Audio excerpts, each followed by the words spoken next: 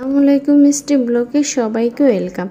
তো এই তো সকাল সকালে এরকম রুটি বানানোর কাজ শুরু করে দিল। আর এই পাশে ডাল রান্না ডালটা বসাই দিলাম।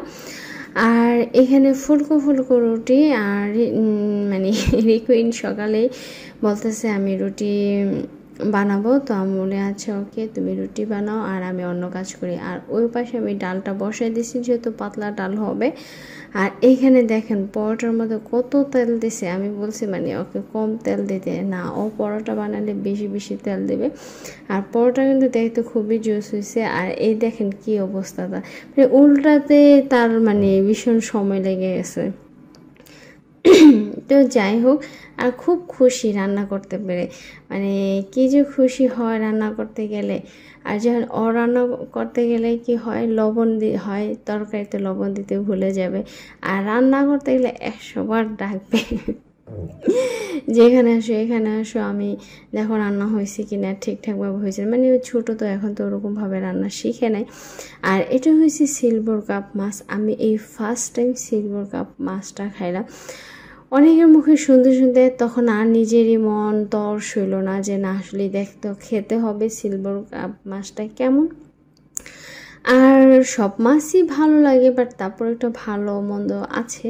তো এই জন্য আমি আজকে সিলভার কাপ মাছ 4 পিস মাছ নিছি, আর হয়েছে মাথা নিছি, যে এটাকে ভুনা করলে বেশি ভালো লাগবে। তো আমার আম্মু বলতেছে সিলভার কাপ মাছ, তেলাপিয়া মাছ, এইসব মাছ যদি ভুনা ভুনা করে রান্না করে তাহলে নাকি অনেক মজা হয় খেতে। তো আমি তো বড় বড় তেলাপিয়া মাছ খাই, এটা কোনো সমস্যা নেই। তো এখন আবার সিলভার কাপ মাছও ধরছি। আর এই তো আমার ডাল কিন্তু বাগার দেওয়া হয়ে গেছে। আর ডালটা রান্না করা প্রায় শেষ পর্যায়ে চলে আসছে। আর এই তো টেনটানা তরকারি।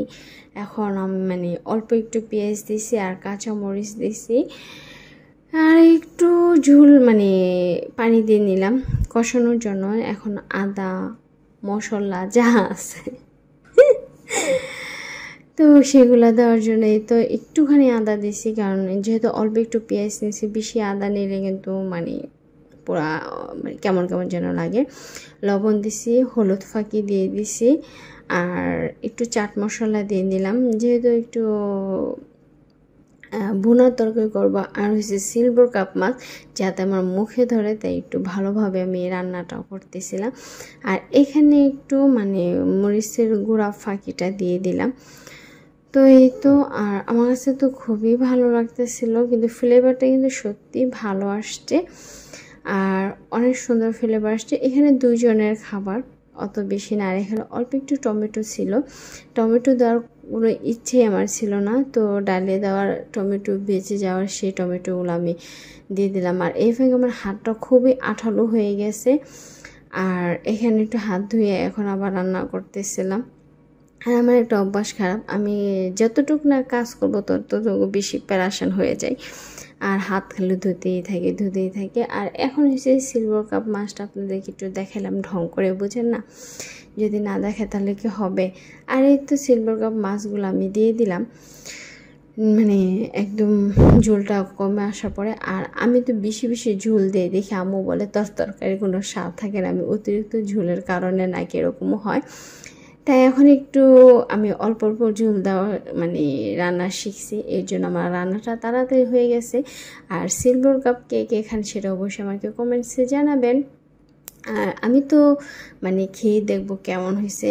আর খুবই ভালো লাগে, কালারটা কিন্তু খুবই সুন্দর। আর আমি কিন্তু মাথাটাই নিয়ে খেয়েছি। তো আপনারা সবাই ভালো থাকবেন, সুস্থ থাকবেন, মিষ্টি ব্লগের পাশে থাকবেন। আমার ইউটিউব চ্যানেলটা সাবস্ক্রাইব করে দেবেন, ফেসবুক পেজটা অবশ্যই ফলো করে দেবেন। আল্লাহ হাফেজ, টাটা, বাই বাই।